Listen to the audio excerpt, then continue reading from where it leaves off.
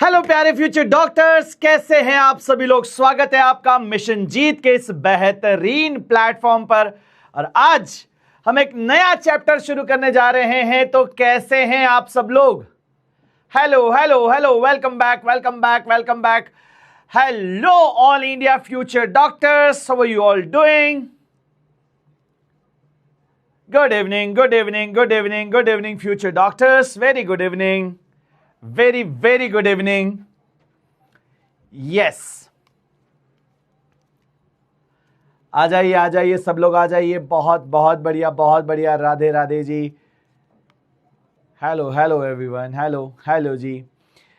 आज एक नया चैप्टर शुरू हो रहा है जिसका नाम है मोशन इन अ प्लेन। और इसके बाद फिर हम शुरू करेंगे रिलेटिव मोशन। तब जाकर के आपका काइनेमैटिक्स पूरा कंप्लीट होगा। Yes, motion in a straight line complete हो चुका है। अब हम बात कर रहे हैं मोशन इन अ प्लेन की। ठीक है, new chapter new chapter. Yes, aura वाला क्वेश्चन बन गया है। ऑरा वाला क्वेश्चन अपन डिस्कस अगर करेंगे तो लास्ट में करेंगे, क्योंकि स्टार्टिंग में फिर वो चैप्टर का फ्लो बिगड़ जाएगा नहीं तो। यस, चैप्टर का नाम है मोशन इन अ प्लेन। यानी कि अब आप जो मोशन पढ़ेंगे वो 2 डायमेंशनल मोशन होगा। रिलेटिव मोशन हम 1D और 2D दोनों का एक साथ पढ़ेंगे। रिलेटिव मोशन 1D और 2D का एक साथ पढ़ेंगे। ठीक है, यस, उसे एक अलग चैप्टर की तरह अपन ट्रीट करेंगे। यस यस यस, ऑरा वाला क्वेश्चन सबका हो गया था। हां, इसके बाद relative motion, because motion under gravity हमने अभी अभी कंप्लीट किया है और मोशन अंडर ग्रेविटी से ये वाला चैप्टर पूरी तरह से कनेक्टेड है।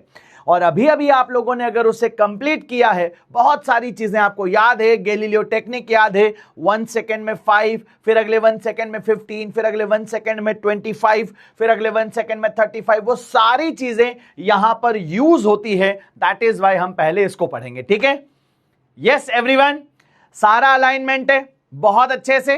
किसी को कोई प्रॉब्लम। यस, अरे motion in a straight line L11 लिखा हुआ है। अरे ये मैं बोल चुका था यार, ये गड़बड़ कर दी इनने। कोई बात नहीं, चेंज करा देंगे इसको।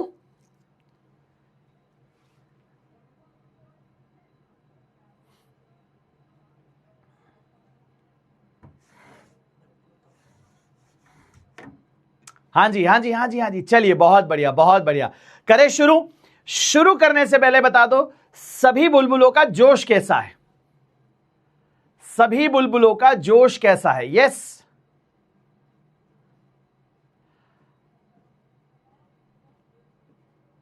हेलो जी, hello hello hello hello, let's go let's गो।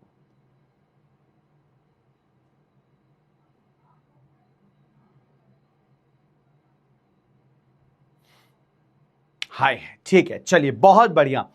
क्या क्या पढ़ने वाले हैं आज उसके बारे में बात करते हैं। एक हम पढ़ेंगे मोशन इन अ प्लेन, यानी कि 2D मोशन। आज हमारा 2D मोशन का इंट्रोडक्शन होगा। और दूसरा हम पढ़ने वाले हैं प्रोजेक्टाइल मोशन। बहुत इंपॉर्टेंट है, नीट के पॉइंट ऑफ व्यू से बहुत सारे क्वेश्चंस यहां से आते हैं। आगे बढ़ने से पहले एक स्टोरी लेकर के आया हूं आप लोगों के लिए। सब लोग ध्यान से सुनेंगे और इस स्टोरी से जो इंस्पिरेशन आपको मिलेगी उसे आप अपनी जिंदगी में आत्मसात करेंगे। यानी कि जो आज आप सीखेंगे उसे अपनी लाइफ में इंप्लीमेंट करेंगे। दुनिया में किसी भी सिखाई गई बात का कोई मोल नहीं है यदि उसे सुन लेने के बाद में इंप्लीमेंट ना किया जाए। आप सुनिए, समझिए, और जिंदगी बदलेगी तब जब उस पर इंप्लीमेंट होगा। तो यह कहानी है इंटरनल सिस्टम ऑफ एक्सीलेंस की। एक लड़का जंगल के बीचों बीच अपनी धनुर्विद्या की प्रैक्टिस कर रहा है, आर्करी की प्रैक्टिस कर रहा है। एक कुत्ता जो उसे देखता है लगातार उसके ऊपर भौंके जा रहा है। वो लड़का कुत्ते के भौंकने से डिस्टर्ब हो रहा है। इग्नोर करता है, कुत्ता और जोर से भौंकता है। अब वो लड़का अपने बाण को उठाता है, अब वो लड़का धनुष उठाता है और 7 बाण चलाता है और बिना उस कुत्ते को हानि पहुंचाए, बिना उसे चोट पहुंचाए, उस कुत्ते के मुंह में वो 7 तीर इस तरह से चलाता है कि वो कुत्ता भौंकना बंद कर देता है, वो भौंक ही नहीं पाता है। इस लड़के का नाम है एकलव्य, जिसकी गलतियां सुधारने वाला कोई नहीं है, जिसे डायरेक्शन देने वाला कोई नहीं है, जिसे सिखाने वाला कोई नहीं है, जिसे फीडबैक देने वाला कोई नहीं है, जिसकी तारीफ करने वाला कोई नहीं है। उसके पास बस एक चीज है, वो है इंटरनल सिस्टम ऑफ एक्सीलेंस, वो है अथक प्रयास कि मैं तब तक प्रैक्टिस करूंगा जब तक कि परफेक्शन ना आ जाए। हो सकता है गलतियां होगी, नहीं देखे उसने दिन, महीने और साल, बस लगातार प्रैक्टिस करता गया और इस कदर प्रैक्टिस करी कि एक दिन वो विश्व का सबसे बेस्ट धनुर्धर कहलाने लगा। अब आपको भी यही सीख लेनी है। मॉडर्न रिसर्चर एंड्रयू एरिक्सन ये भी इस बात को कंफर्म करते हैं कि अगर आप कॉन्टिन्यूअस एफर्ट्स लगाते हैं in order to learn something, continuous practice करते हैं, अपनी मिस्टेक्स को रिपीटेशन से सुधारते हैं, तो यही एक्सपर्टाइज का एक हथियार बन जाता है। आपको अगर फिजिक्स में एक्सपर्टीज चाहिए, अगर आपको फिजिक्स को मास्टरी करनी है, हर एक सवाल को बेहतरी से प्रैक्टिस करना होगा। हो सकता है गलतियां होंगी, हो सकता है आप एक पर्टिकुलर सवाल में उलझ जाएं और सही ना कर पाएं, लेकिन हार नहीं मानना है। चाहे कोई टीचर तुम्हें देखे या ना देखे, चाहे कोई व्यक्ति तुम्हें गाइड करे या ना करे, तुम अपने आप को गाइड करोगे, तुम अपने आप की गलतियों को सुधारोगे, तुम अपने आप को प्रोसेस में डालोगे और तुम्हारे लिए सोने पे सुहागा हम पूरे वक्त तुम्हारे साथ खड़े होते हैं, तुम्हारी गलतियों को ऑब्जर्व करने के लिए, तुम्हें सही दिशा दिखाने के लिए। फिर दिक्कत है कहां? बस एक चीज, तुम अपने मन में ये प्रण कर लो, ये हौसला बना लो कि मेरे प्रयास, मेरे एफर्ट्स कभी खाली नहीं जाएंगे। मांग ले यदि कोई गुरु मुझसे अंगूठा भी, तो बिना झिझक के मैं अंगूठा देने को तैयार हूं, जैसा कि एकलव्य ने दिया था। जानते हो एकलव्य ने बिना किसी क्वेश्चन के अंगूठा क्यों दे दिया? क्योंकि उसे बिलीव था अपने इंटरनल सिस्टम ऑफ एक्सीलेंस पर। उसे पता था, ले लो अंगूठा चाहे पूरा हाथ, मुझसे मेरे सीखने की कला नहीं ले पाओगे। मैंने आज अगर धनुर्विद्या में मास्टरी हासिल करी है, इस सिस्टम के होते, इस सिस्टम के चलते मैं दुनिया की किसी भी चीज को मास्टरी कर सकता हूं। ये अंगूठे का दान उस बात का प्रतीक है। आज से आपको सभी को इस बात पर फोकस करना है, you have to practice all the time. बेहतरी से प्रैक्टिस करना है, जितना हो सके उतना ज्यादा प्रैक्टिस करना है। Practice will help you to improvise, गलतियों को सुधारने में आपको मदद करेगी। ठीक है, एक लास्ट लाइन सब लोग ध्यान से सुनना, इसे छज्जे पे लिख लेना, स्टडी टेबल पे जहां पढ़ते हो वहां चिपका लेना। लास्ट लाइन ये है, सीखने के लिए अगर चाह है, अगर ललक मन में है, और यदि सफलता के उच्चतम शिखर को हासिल करना है, तो फिर किसी भी विद्यार्थी को किसी द्रोणा की, किसी गुरु के ये बताने की कि तुझे ये करना चाहिए, उसके पीछे पड़ने की आवश्यकता नहीं होती है। इंटरनल सिस्टम ऑफ एक्सीलेंस ये केवल तुमसे तुम्हारा समय, तुमसे तुम्हारी प्रैक्टिस मांगता है और कुछ नहीं। ठीक है, चलिए बढ़े आगे।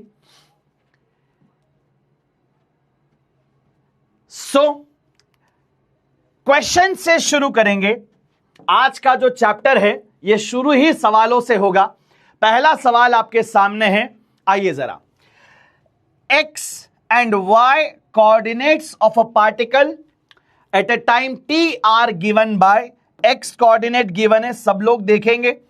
ये चैप्टर शुरू ही क्वेश्चन से कर रहा हूं मैं, देखिए जरा। x दिया है as a function of time, मतलब x समय के साथ बदल रहा है। y दिया है as a function of time, यानी कि y भी समय के साथ बदल रहा है।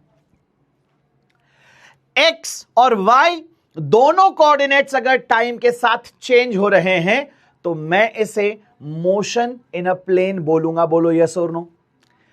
ये क्या हो जाएगा आपका? Motion in a plane. क्या क्या पूछा है? x और y आपके मीटर्स में है, t आपका सेकेंड्स में है।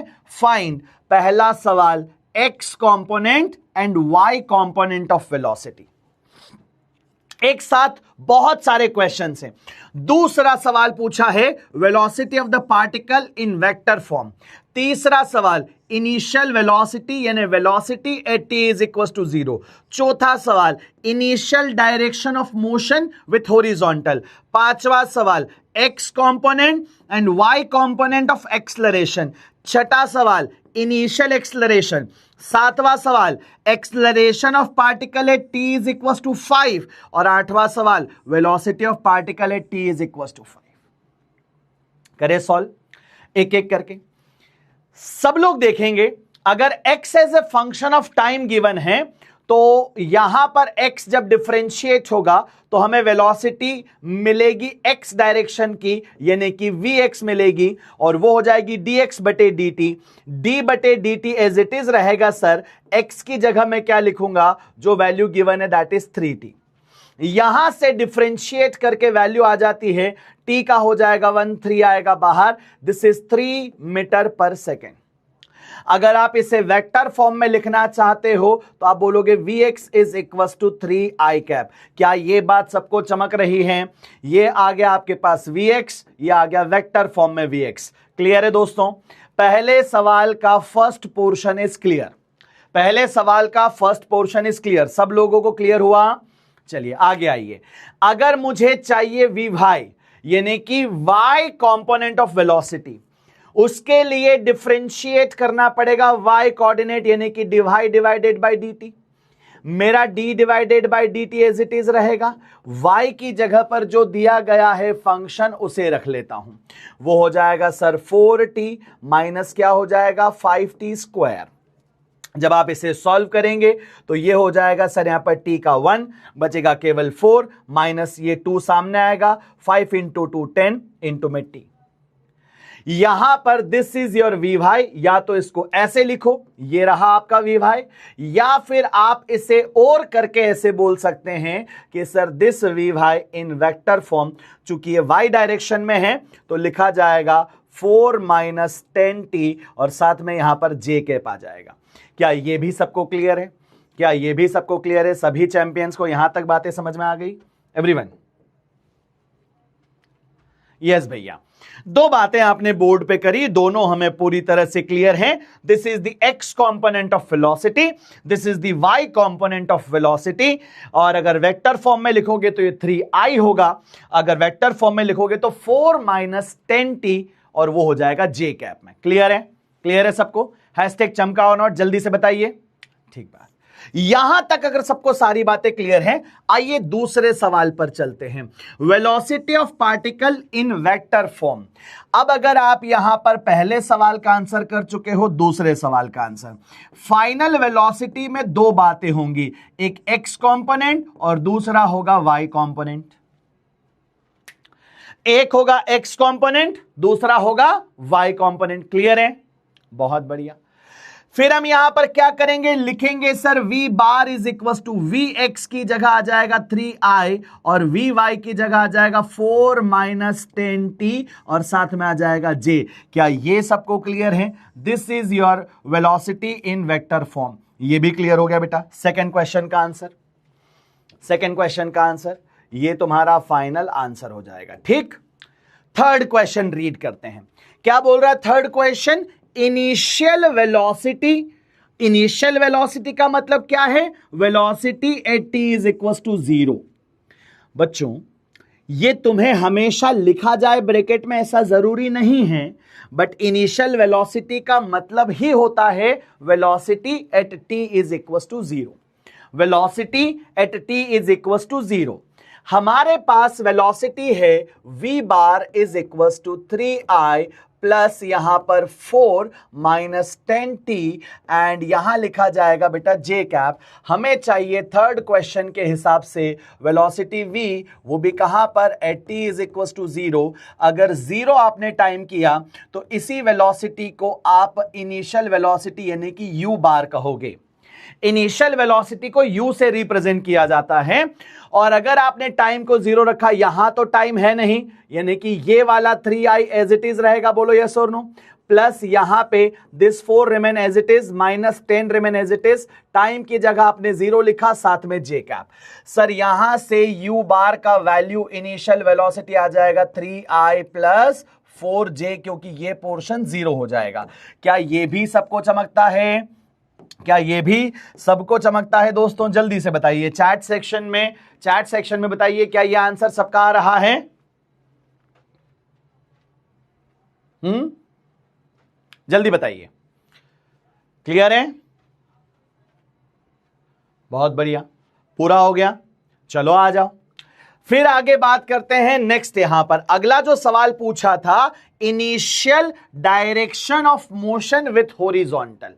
Initial direction of motion with horizontal.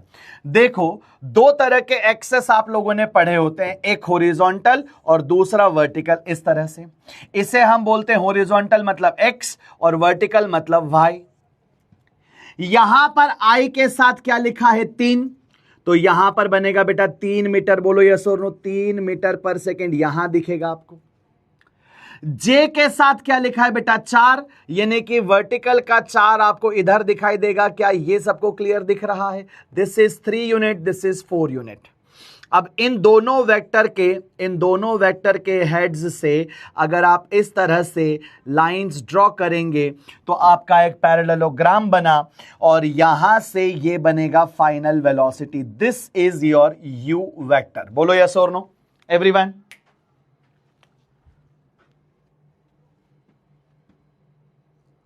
मैं चाहे वेक्टर लिखूं चाहे मैं यू लिखूं, क्योंकि इसकी डायरेक्शन को मैं एंगल थीटा से दिखाऊंगा, इसलिए मैंने बस मैग्नीट्यूड लिखा। ये है थीटा, और यही थीटा हमें आइडेंटिफाई करना है।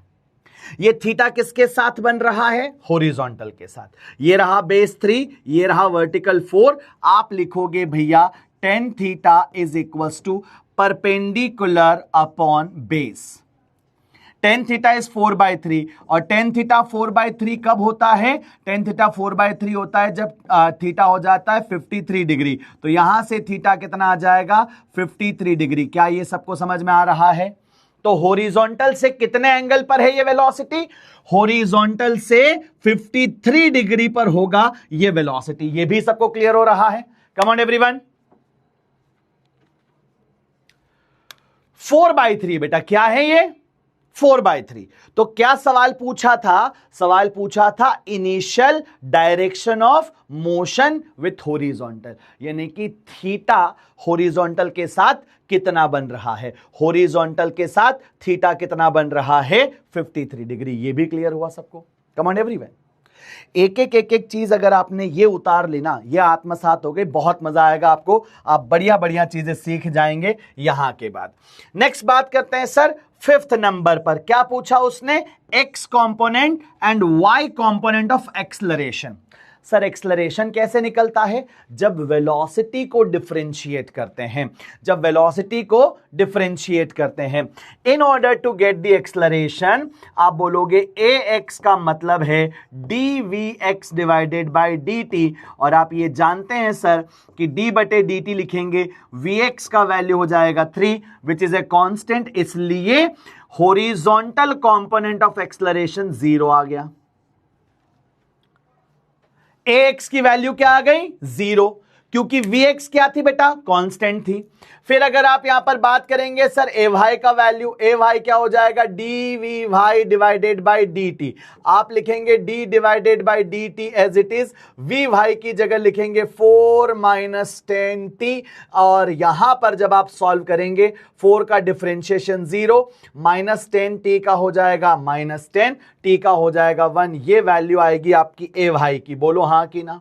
ये ए वाई है मैग्नीट्यूड में। अगर आप इसे वेक्टर फॉर्म में लिखना चाहते हो तो आप लिखोगे -10, वाई डायरेक्शन है इसलिए जे कैप। क्या ये भी सबको क्लियर है?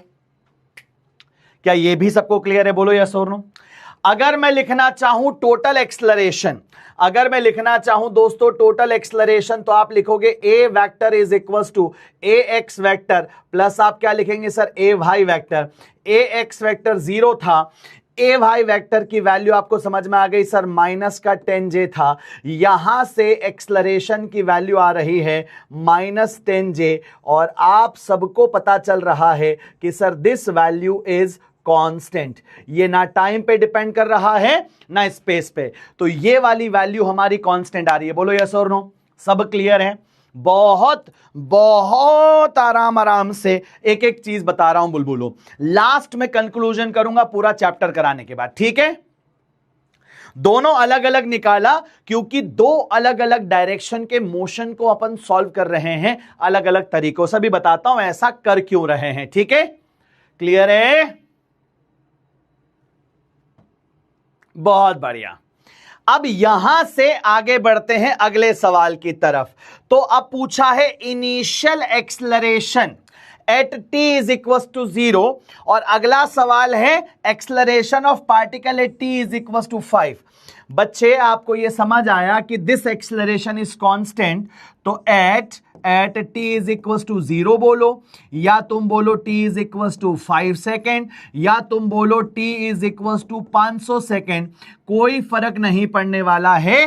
क्या होगा बेटा, सभी टाइम्स पर a की वैल्यू सेम होगी -10j, because it's a constant time पर डिपेंड ही नहीं कर रहा है, because it is a constant time पर डिपेंड ही नहीं कर रहा है। बोलो यस और नो एवरीवन।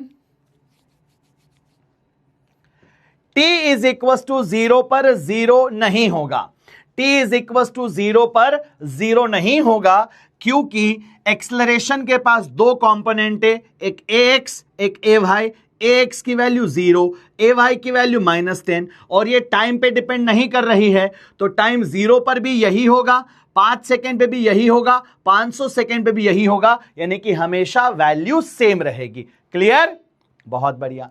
अगला जो सवाल है इसमें बहुत खूबसूरत क्वेश्चन है, last which is question number 8, उसे लिखते हैं। और आपसे पूछा गया है वेलोसिटी कैलकुलेट करनी है अपने को, वेलोसिटी कैलकुलेट करनी है at t is equal to 5 second कितनी होगी, ठीक है। Velocity at t is equal to 5 second कितनी होगी। सिंस हमें समझ में आ गया एक्सलरेशन कांस्टेंट है, इसलिए इक्वेशन ऑफ मोशन लगा सकते हैं।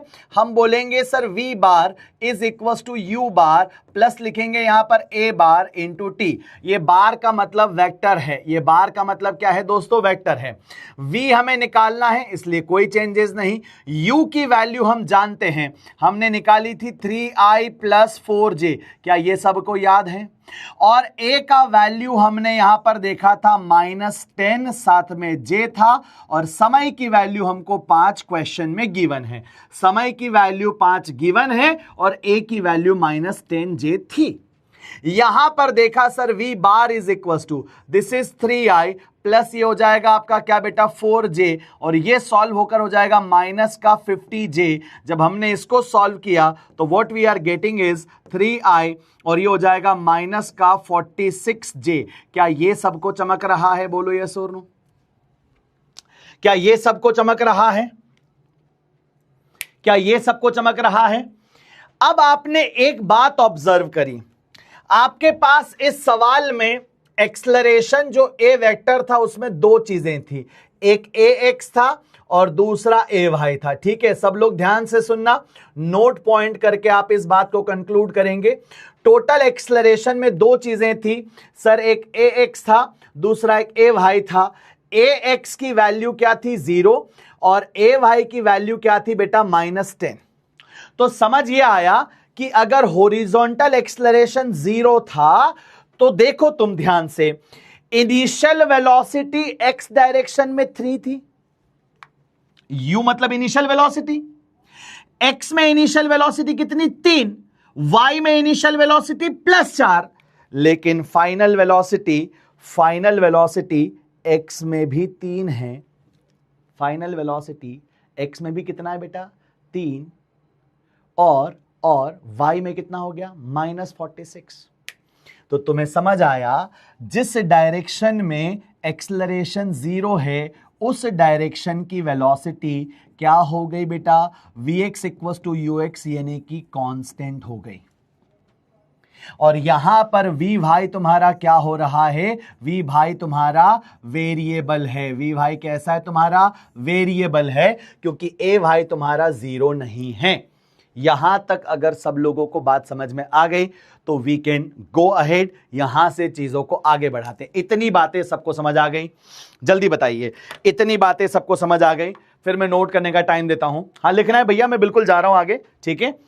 अब पहले एक बार बताइए क्या आपको यह क्लियर हो रहा है कि sir initial velocity x axis में 3 है और फाइनल वेलोसिटी भी 3 है, वो इसलिए 3 है क्योंकि हॉरिजॉन्टल एक्सेलरेशन 0 है, इसलिए हॉरिजॉन्टल वेलोसिटी कांस्टेंट होगा, और वर्टिकल एक्सेलरेशन कांस्टेंट नहीं है, इसलिए वी भाई कांस्टेंट नहीं है, वेरिएबल है। क्लियर है सब लोगों को एकदम अच्छे से? बहुत बढ़िया।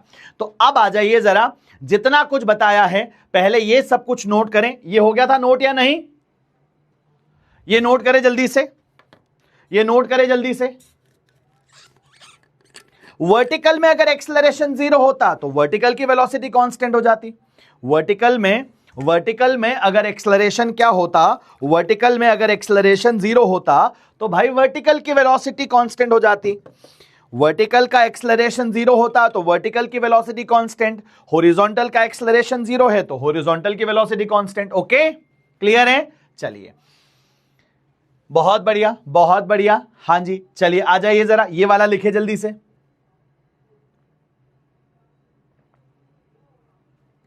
नोट पॉइंट रिपीट कर दे रहे हैं, just look at the question, अपने आप समझ आ जाएगा। दो एक्सेलरेशन थे, एक था 0 एक था -10।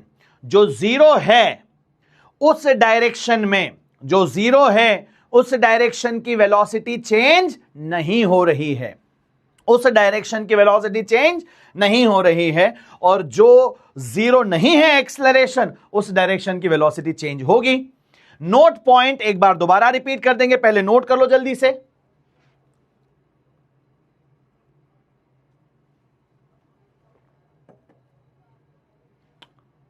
बहुत बढ़िया, बहुत बढ़िया। चले बढ़े आगे, ठीक है। यहां से आगे बढ़ते हैं। ये अगर आपने देख लिया, सब लोग बोल रहे हैं सर इसको एक बार दोबारा, तो दोबारा एक दूसरे सवाल से पहले इसे नोट कर लो, पहले इसे नोट कर लो जल्दी से, पहले इसे नोट कर लो जल्दी से। हो गया? ठीक, आ जाओ। अगर मैं आपको एक सवाल बना दूं और मैं ये कहूं initial velocity of particle is equal to let say 4i और माइनस मैंने बोल दिया 3j, with acceleration a vector is equal to 2i और प्लस बोल दिया 0j। अब आपको बोला है फाइंड वेलोसिटी, अब आपको बोला है find velocity, find velocity at t is equal to 2 second. बताओ कैलकुलेट करके, बताओ कैलकुलेट करके सब लोग जल्दी से, बताओ कैलकुलेट करके सब लोग जल्दी से। इनिशियल वेलोसिटी ये क्वेश्चन में गिवन है, एक्सेलरेशन क्वेश्चन में गिवन है, आपसे पूछा है वेलोसिटी का value, t is equal to 2 second पे। बताओ जल्दी से क्या होगा, कम ऑन एवरीवन। हाँ जी चलते जाओ, लिखते जाओ, बताते जाओ।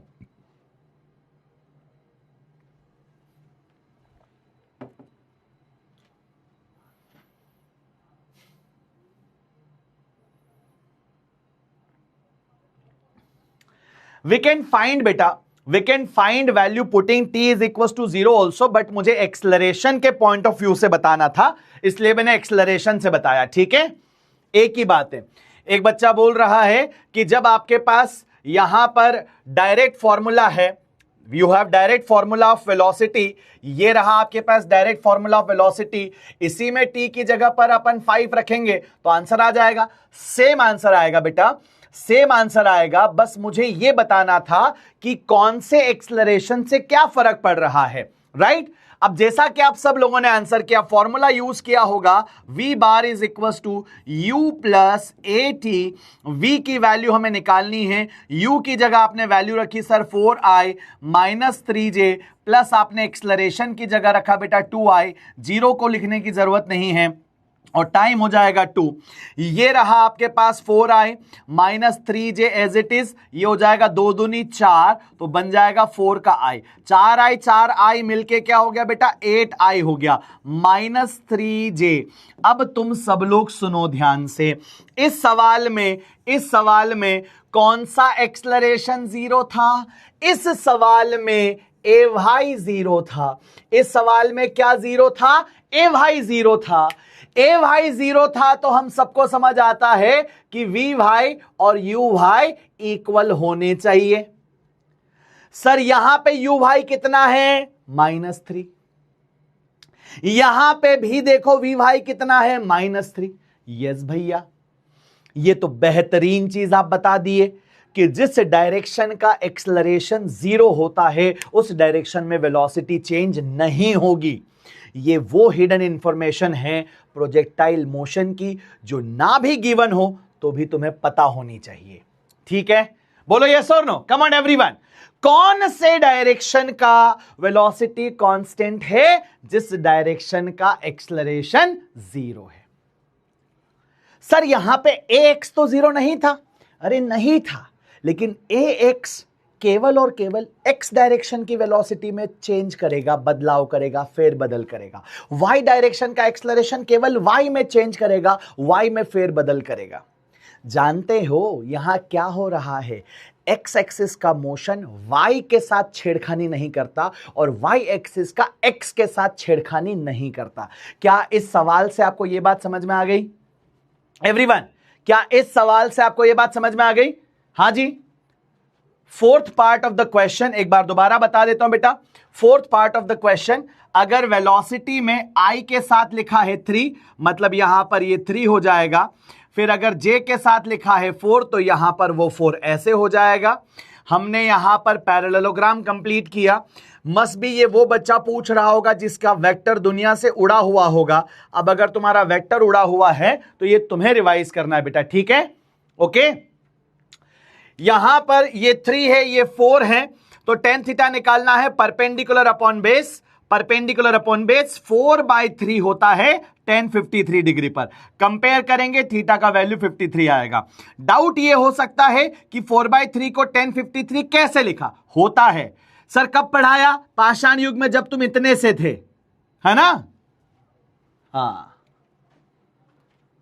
क्या बेहतरीन चीजें सिखाई है। तो कंक्लूजन पर बात करते हैं। कंक्लूजन पर बात करते हैं। Component of velocity remains constant along the direction with 0 acceleration. जिस डायरेक्शन में एक्सलरेशन 0 होगा उस डायरेक्शन की वेलोसिटी कभी चेंज नहीं होगी। बोलो यस और नो। क्या यह बात सबको सुनकर के मजा आ गया? बोलो जल्दी से। बहुत बढ़िया। फिर आगे बात करते हैं। When particle is moving in plane, its motion in one dimension is independent to the other dimension। ये कह रहा है x वाले मोशन को y से कोई लेना देना नहीं और y वाले मोशन को x से कोई लेना देना नहीं। इसे बोला जाता है इंडिपेंडेंस ऑफ मोशन। क्या बोलते हैं इसे? Independence of motion. Is that clear? बोलो यस और नो, जल्दी बताओ। अगर यहां तक चमका तो हम आगे बढ़ सकते हैं। यहां से चमका तो हम आगे बढ़ सकते हैं। क्लियर है? क्लियर है दोस्तों? बल जल्दी बताओ यार, जल्दी बताओ। हाँ, लिखना क्यों नहीं लिखना है यार? क्यों नहीं लिखना है?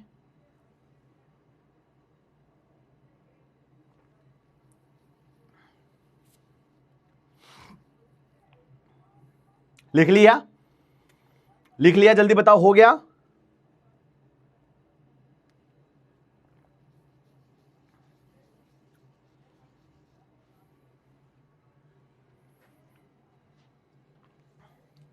पता तुम कुछ कुछ लोगों के जब वो लिख रहे होते हो ना, उसमें बिल्कुल एकदम क्लियर ऑर्डर जैसी बात नजर आती है। कहते हैं, कोई कहता है फर्स्ट पॉइंट वापस रिपीट करो। अरे थोड़ा मतलब, हाँ चलो हो गया, बहुत बढ़िया। अब आते हैं सर आगे, प्रोजेक्टाइल मोशन। अब जब आप टू डायमेंशनल मोशन की बात करते हो, टू डायमेंशनल मोशन में दो तरह के मोशन आपको पढ़ने हैं। एक पढ़ना है प्रोजेक्टाइल मोशन, दूसरा पढ़ना है सर्कुलर मोशन। ये हम प्रोजेक्टाइल मोशन पढ़ेंगे, सर्कुलर मोशन आप पढ़ोगे लॉज ऑफ मोशन वाले चैप्टर के बाद में, ठीक है।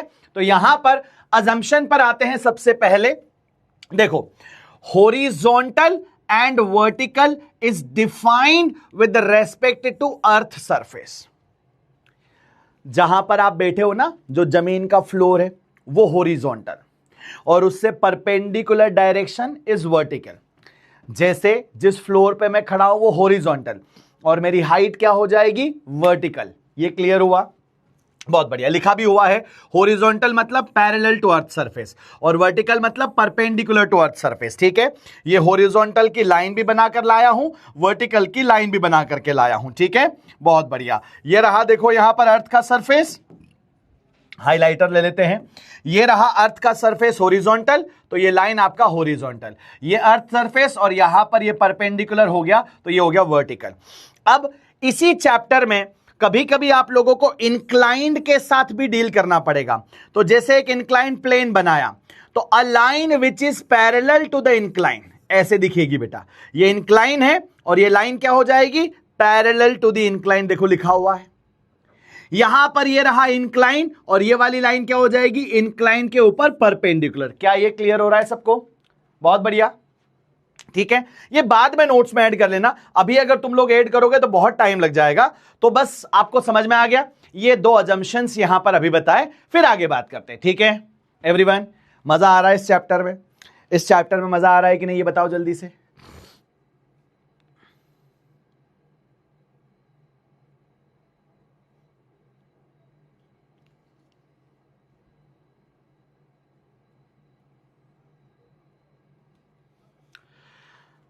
चलो रिपीट करते हैं। क्या रिपीट करें, मुझे ये बता दो।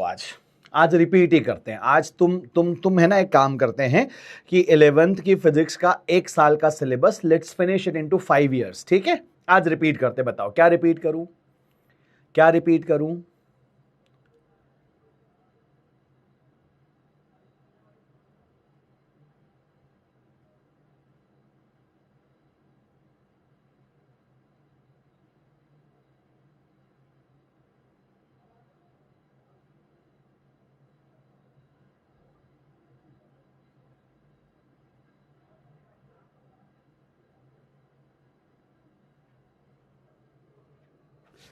बस ये कहा कि कभी अगर तुम इंक्लाइन देखोगे ऐसा, यहां पर ये एंगल थीटा होगा, तो a line which is parallel to the incline, उसे पैरेलल टू द इंक्लाइन कहेंगे। अगर मैं ऐसी लाइन ड्रॉ करूंगा तो उसे क्या बोलोगे, परपेंडिकुलर टू द इंक्लाइन। ये क्या रिपीट करूं बेटा इसको, हाँ?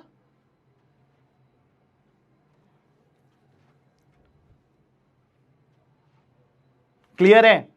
क्लियर है बहुत अच्छे से, ठीक है। एक कह रहा है थोड़ा जोश में पढ़ाओ। अरे हाँ ठीक है ना, ढोल मंगा करके नाचते हुए पढ़ा देता हूं।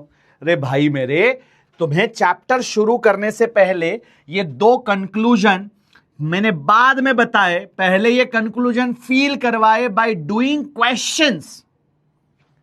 तुम यार मतलब मजे के लिए आए हो ना, तो फिर तुम जाओ जहां डमरू नाच होता हो, जहां पे फला ढिमकी नाचे होती ना, वहां जाकर के तुम देखो कि क्या हो रहा है। ये फालतू चीजें नहीं होगी यहाँ पे भाई। फिजिक्स पढ़ने आए हो, कॉन्सेप्चुअल चीजों को समझो, कॉन्सेप्चुअल चीजों को पढ़ो। जहां विजुअलाइजेशन की बात आएगी, मेरे से बेहतर को विजुअलाइज नहीं कराएगा, ठीक है। तो डोंट वरी अबाउट दैट। मुझे लगता है कुछ कुछ बच्चे ना, मतलब trust me, they do not deserve few things. मुझे समझ में नहीं आता यार, इतने प्यारे तरीके से रहते हैं अपन, इतने बढ़िया तरीके से समझाते, इतनी सारी चीजें करते हैं, है ना।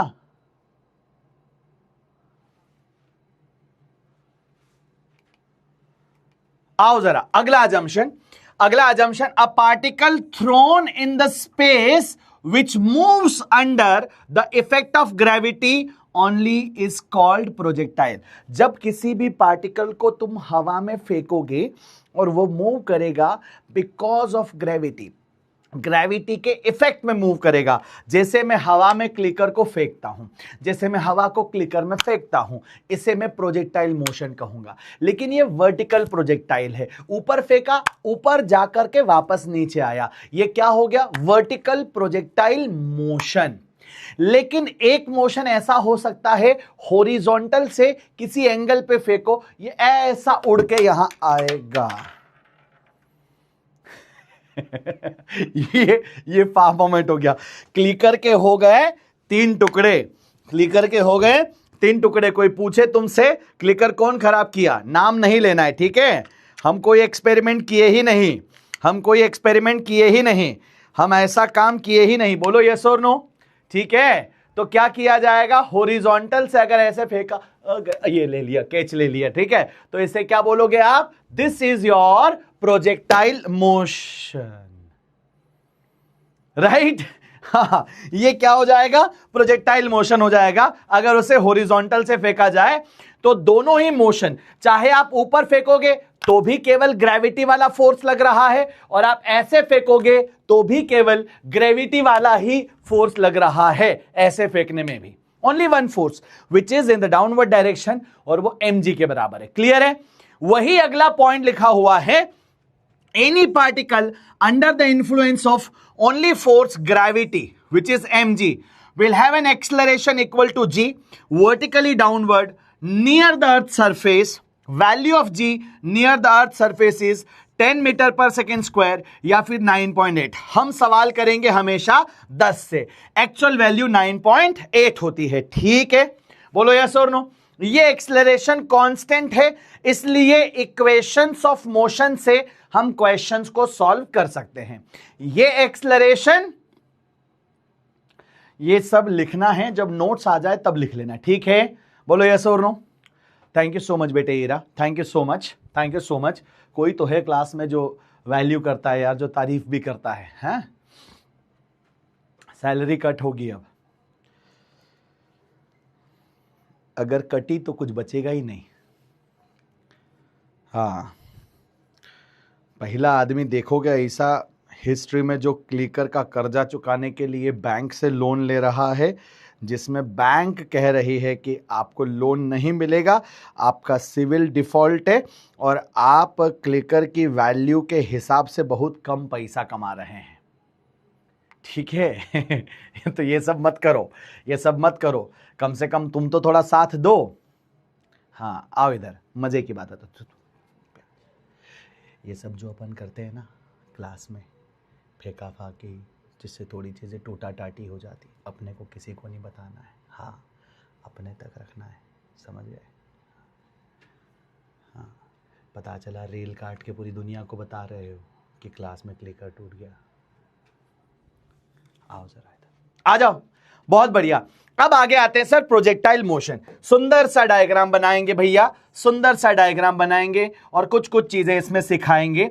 तो प्रोजेक्टाइल मोशन एक ऐसा मोशन है जिसमें हम क्या करते हैं, जिसमें कि हम पार्टिकल को हॉरिजॉन्टल से, कहां से बच्चे?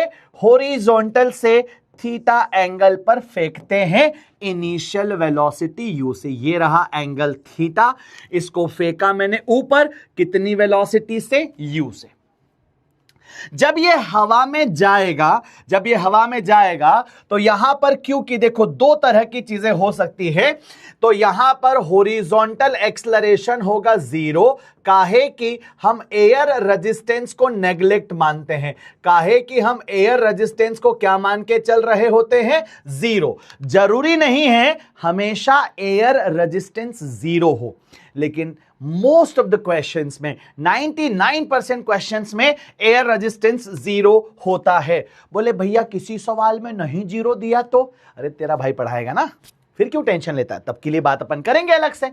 और वर्टिकल डायरेक्शन का, अगर हॉरिजॉन्टल डायरेक्शन का एक्सेलरेशन 0 है तो क्या सभी बुलबुले इस बात के लिए एग्री करेंगे कि मैं लिख दूं डायरेक्ट यहां पर Vx is equal to ux? बोलो यस और नो। क्या मैं ये लिख दूं Vx is equal to ux? Everyone जल्दी बताओ चैंपियंस। अगर हॉरिजॉन्टल एक्सेलरेशन 0 है क्योंकि एयर रेजिस्टेंस 0 है तो Vx is equal to ux, क्या मैं ये लिख सकता हूं? क्या मैं ये लिख सकता हूं बेटे?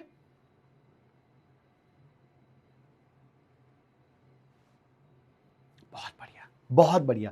और अब आपको एक बात समझ में आएगा, second point is acceleration in the y direction वो होगा g के बराबर, जिसकी value 10 metre per second square होगी और वो होगा डाउनवर्ड।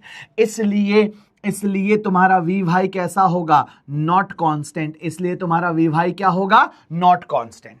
तो अब हो क्या रहा है बेटे, जैसे ही तुमने पार्टिकल को यहां से फेंका, ये पार्टिकल इस तरह का पाथ फॉलो करेगा। इसे पैराबोलिक पाथ बोला जाता है। कौन सा पाथ बोला जाता है? Parabolic path. सर ये पैराबोलिक पाथ क्यों है? क्योंकि यहां पर एक्सेलरेशन है बेटा नीचे की तरफ, वेलोसिटी है कहीं और, तो इन दोनों के बीच में जो एंगल है, इन दोनों के बीच में ये जो एंगल है टोटल, ये एंगल कैसा हो गया बेटा? ना ये 90 है, ना ये 0 है, ना ये 180 है। जब एंगल थीटा है ना, यहां पर लिख दे रहे हैं आप लोगों के लिए, ढंग से देखिएगा जरा सब लोग। जब यहां पर हम वैल्यू लिखेंगे बेटा, when angle between velocity v and acceleration a is other than क्या होगा? other than 0, 90 और 180, तो आप क्या बोलोगे? जो पाथ होगा वो कैसा होना चाहिए? The path would be parabolic. The path would be कैसा हो जाएगा बेटा? पैराबोलिक होगा। ये सबको चमकना चाहिए। क्या ये बात सबको समझ में आ गई? द पाथ वुड बी कैसा? पैराबोलिक होगा। क्योंकि एक्सेलरेशन ड्यू टू ग्रेविटी नीचे है, वेलोसिटी यहां है। बोले सर किसी और पॉइंट पे? अब आगे बात करते हैं। जैसे जैसे तुम आगे जाओगे, पहले कुछ बातें और बताता हूं, फिर अपन इसको डिस्कस करते हैं। यहां पर अगर आप एक लाइन ड्रॉ करेंगे बेटा यू से, फिर एक लाइन ड्रॉ करेंगे बेटा वर्टिकल डायरेक्शन में, यहां पर दोनों लाइन समझ में आ रही है? दोनों लाइन सबको समझ में आ रही है? तो इससे यह क्लियर होगा सर ये u का ये वाला कंपोनेंट, u का ये कंपोनेंट और इस कंपोनेंट को बोला जाएगा x डायरेक्शन की तरफ और इसे बोला जाएगा u cos थीटा। क्या ये सबको क्लियर है? बोलो यस और नो। सर इस इनिशियल वेलोसिटी के दो कंपोनेंट्स होंगे, एक x की तरफ होगा which is u cos theta, और एक y की तरफ होगा जिसे कि बोला जाएगा uy is equal to u sin theta. जो थीटा के पास आएगा वो cos थीटा होगा, जो थीटा से दूर जाएगा वो sin थीटा होगा। कम ऑन चैंपियंस, क्या ये बात भी क्लियर है सबको? एकदम अच्छे से, बहुत बढ़िया। अब दोस्तों जब तुम किसी भी पॉइंट पर पहुंचोगे वहां वेलोसिटी के दो कंपोनेंट्स होंगे, एक होगा Vx और एक होगा Vy। During essence point of projection से लगाकर टॉप मोस्ट पॉइंट तक पार्टिकल ऊपर जाता है। पॉइंट ऑफ प्रोजेक्शन से लगाकर टॉप मोस्ट पॉइंट तक पार्टिकल कहां जाता है? ऊपर जाता है। तो यहां दो वेलोसिटी आपको दिखेगी, एक होगी Vy और एक होगी बेटा Vx। क्लियर है? एक होगी Vy और दूसरी होगी Vx। जो Vx है वो हमेशा ux के बराबर होगा, और बेटा यहां पर जो वेलोसिटी है वो हॉरिजॉन्टल के साथ कुछ एंगल बनाएगी, और लेट से उस एंगल को अगर आपने अल्फा कहा, ये वेलोसिटी v है, कितना बना रही है एंगल हॉरिजॉन्टल के साथ? अल्फा। तो क्या मैं Vx को v cos अल्फा, क्या मैं Vx को v cos अल्फा और क्या मैं Vy को v sin अल्फा कह सकता हूं? बोलो यस और नो। कम ऑन एवरीवन, सब लोग इतनी बेसिक बातें समझ रहे हैं? सर पॉइंट ऑफ प्रोजेक्शन से टॉप मोस्ट पॉइंट तक पार्टिकल ऊपर ऊपर ऊपर ऊपर ऊपर जाएगा। हॉरिजॉन्टल वेलोसिटी किसी भी टाइम पर अगर वो हॉरिजॉन्टल से एंगल अल्फा बना रही है तो v cos अल्फा, और vertical velocity v sin alpha. तो मैं यहां पे लिख सकता हूं sir, by this result v sin alpha is equals to u cos theta. और बेटा इस पर ना नीट में PYQ आ चुका है। ये इतनी छोटी सी चीज है लेकिन इस पर सीधा सीधा क्वेश्चन आ चुका है, इसलिए मैंने आपके लिए बढ़िया सुंदर से उसको डिजाइन करके रखा हुआ है। अच्छे से आप इसको क्या करेंगे बेटा, नोट करेंगे, ठीक है? बताइए जल्दी से, इतनी बातें सबको क्लियर है? इतनी बातें सबको क्लियर है? बहुत सही, बहुत सही। किसी भी पॉइंट ऑफ टाइम पर अगर आप ऑब्जर्व करेंगे v वाई वेलोसिटी को तो आपको यह क्लियर होगा सर। ठीक है, ये पॉइंट आपका O है, इसको पॉइंट अपन बोल देते हैं A और इसको पॉइंट बोल देते हैं बेटा B। From O to A v y is decreasing, धीरे धीरे कम होता जाएगा। जैसे जैसे O से तुम जाओगे कहां पर, A की तरफ, ये वी वाई क्या करेगा, कम होगा। ये वी वाई क्या करेगा, कम होगा। क्यों? अरे अरे अरे अरे अरे ये गड़बड़ कर दी, ये साइन नहीं कॉस होगा, ये साइन नहीं कॉस होगा, कॉस अल्फा होगा, माफ कीजिएगा कॉस अल्फा होगा। हाँ जी कर दिया, चेंज कर दिया बेटा, वी कॉस अल्फा कर दिया, गलती से साइन लिख दिए थे। हाँ आ जाओ इधर भैया। एक बात क्लियर हो गई, पूरे प्रोजेक्टाइल के दौरान वी कॉस अल्फा सेम रहेगा। वी साइन अल्फा जो वी कंपोनेंट है, वाई कंपोनेंट, वो क्या होगा, तो जब तक वो ऊपर जाएगा धीरे धीरे कम होगा, क्योंकि acceleration due to gravity velocity से ऑपोजिट होगा। वेलोसिटी ऊपर, एक्सेलरेशन ड्यू टू ग्रेविटी नीचे, वेलोसिटी घटेगी।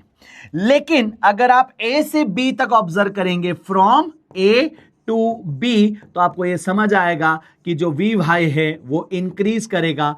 कारण क्या है, मोशन भी नीचे और ग्रेविटी भी नीचे, मोशन भी नीचे, ग्रेविटी भी नीचे। यहां पर तुम चाहो तो लिख सकते हो सर, यहां पे मोशन ऊपर, ग्रेविटी नीचे, यहां मोशन भी नीचे, ग्रेविटी भी नीचे। इसलिए बच्चों, इसलिए ये जो पॉइंट है, कौन सा पॉइंट, बी पॉइंट, यहां पे दो वेलोसिटी दिखेगी, एक दिखेगी तुम्हें ux और एक दिखेगी तुम्हें यहां पर -uy।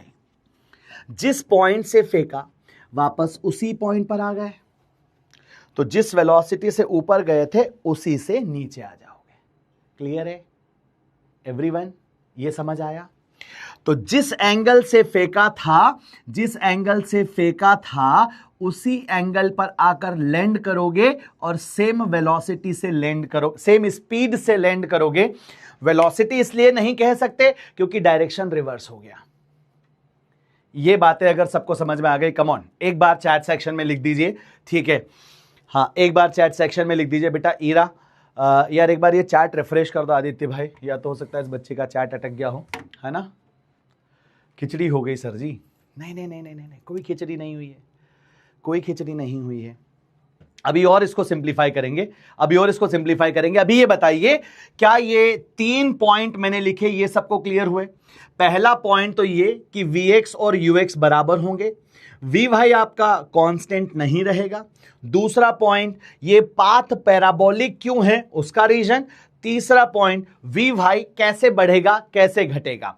जब पार्टिकल ऊपर जाएगा एक्सेलरेशन ड्यू टू ग्रेविटी कहां है, नीचे, तो वेलोसिटी लगातार कम होगी। टॉप मोस्ट पॉइंट पे वेलोसिटी 0 होगी, टॉप मोस्ट पॉइंट पे वेलोसिटी क्या होगी, 0। और फिर जैसे जैसे नीचे आएगा वैसे वैसे स्पीड वापस बढ़ेगी। क्लियर है एवरीवन? बहुत बढ़िया। अब इतनी बातें अगर आपने समझ ली तो you guys are ready to solve the problem. तो बस मैं एक चीज जरूर यहां पे ड्रॉ करके आप सब लोगों के लिए और इसको आसान बनाने की कोशिश कर दे रहा हूं, उसे सब लोग देखेंगे। प्रोजेक्टाइल मोशन का एक डायग्राम बना देते हैं, डायग्राम ऐसा दिख रहा है, यहां पर वेलोसिटी कितनी है सर, ux। यहां पर वेलोसिटी कितनी है बेटा, u वाई। फिर यहां जाओगे तो वेलोसिटी कितनी होगी, हॉरिजॉन्टल सेम ux, लेकिन वर्टिकल का एरो छोटा हो जाएगा। और ऊपर जाओगे तो ux की वैल्यू सेम, लेकिन वर्टिकल का एरो और छोटा हो जाएगा। टॉप मोस्ट पॉइंट पे जाओगे केवल ux बचेगा और यहां पे v भाई क्या हो जाएगा, एकदम जीरो। फिर आगे जाओगे यहां पे तो ux की वैल्यू फिर से सेम रहेगी, लेकिन v भाई अब तुम्हारा क्या हो जाएगा, जीरो से कुछ वैल्यू नेगेटिव हो जाएगा। फिर आगे जाओगे तो ux तुम्हारा सेम रहेगा, लेकिन v भाई का एरो थोड़ा बड़ा हो जाएगा। फिर नीचे जाओगे तो यहां पर आकर के ux तुम्हारा ux होगा और v भाई की वैल्यू तुम्हारी u भाई के बराबर हो जाएगी। जिस स्पीड से ऊपर गया था उसी से वापस नीचे आ जाएगा। बोलो यस और नो। अब चमका, अब चमका, अब क्लियर हुआ। बताओ सब लोग जल्दी से, ये y डायरेक्शन, ये x डायरेक्शन, क्या यहां तक सबको सारी बातें क्लियर हो गई? क्या यहां तक सबको सारी बातें क्लियर हो गई? अब हो गया कंक्लूड, अब हो गया conclude. Come on everyone.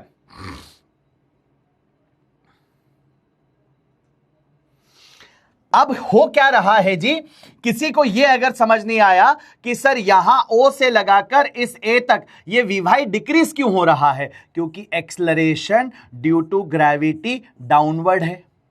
Motion कहां है तुम्हारा, ऊपर। मोशन ऊपर, एक्सलरेशन नीचे। अगर मोशन और एक्सलरेशन अपोजिट होंगे तो वेलोसिटी घटेगी। यहां पर एक्सलरेशन ड्यू टू ग्रेविटी कहां है, नीचे, और मोशन भी कहां हो रहा है, नीचे। जब मोशन और एक्सलरेशन दोनों सेम डायरेक्शन में, इसलिए वेलोसिटी बढ़ेगी। अब क्लियर है, अब चमका, बहुत बढ़िया। लेकिन आप किसी भी पॉइंट पर नजर डालो, किसी भी पॉइंट पर नजर डालो, when you observe any point बेटा, चाहे ये वाला पॉइंट, चाहे ये वाला पॉइंट, चाहे ये वाला पॉइंट, चाहे ये वाला पॉइंट, चाहे ये, फिर चाहे ये, फिर चाहे ये। विजुअलाइजेशन का अपने को एक नया तरीका मिल गया था, आपको याद है?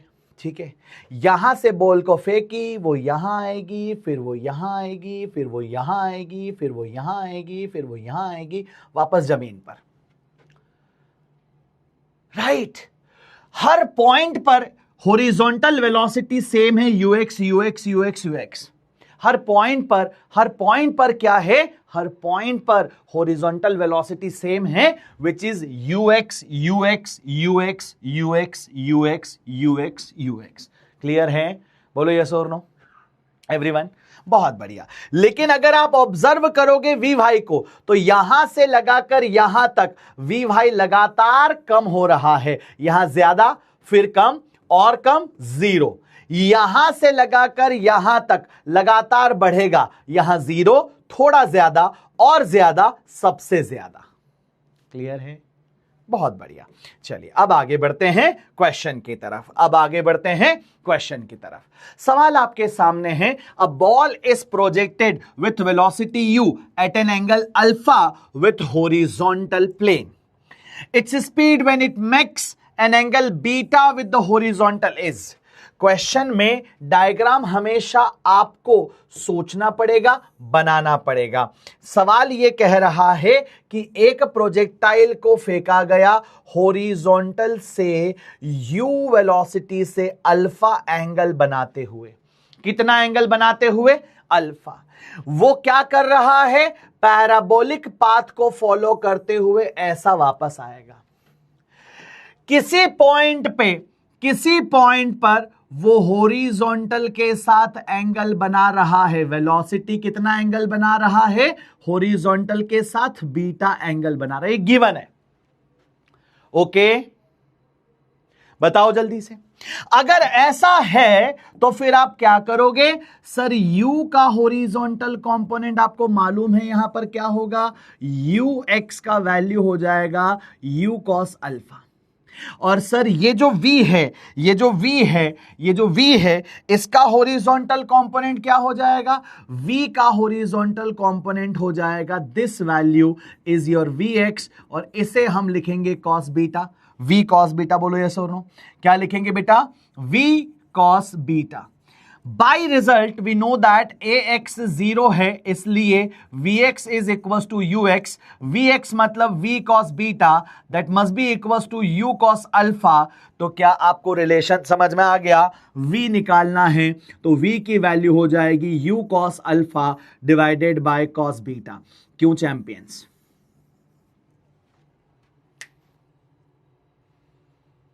अरे सी कहां से है यार? है सी कहां से होगा? यहां जो कंपोनेंट आप लोगे हॉरिजॉन्टल से कितना एंगल बना रही है? इस जगह पर बीटा. तो v का cos beta should be equal to u का कॉस अल्फा, क्योंकि क्या होता है? vx इक्वल टू ux होता है. तो ये हो गया v cos beta equal to u cos alpha. Okay, कौन सा ऑप्शन मैच करेगा? D for Delhi. सबको चमका? सबको चमका कि नहीं चमका? जल्दी बताओ. क्लियर है? क्लियर है दोस्तों? एवरीवन? ठीक है. अब एक सवाल और पूछता हूं, फिर आगे बढ़ते हैं. एक सवाल मैं पूछता हूं तुम लोगों से, फिर आगे बढ़ते हैं. अगर मैंने या एक काम करते हैं, यहां पूछ लेता हूं इसी जगह पर. ये जो पॉइंट पढ़ाया था यहीं पर एक क्वेश्चन बना देता हूं, यहीं पर रिवीजन करने के लिए, क्योंकि सामने बोर्ड पर आपको आंसर दिख रहा है, बस क्वेश्चन मुझे बनाना है. क्वेश्चन बनाना है, दैट्स ऑल.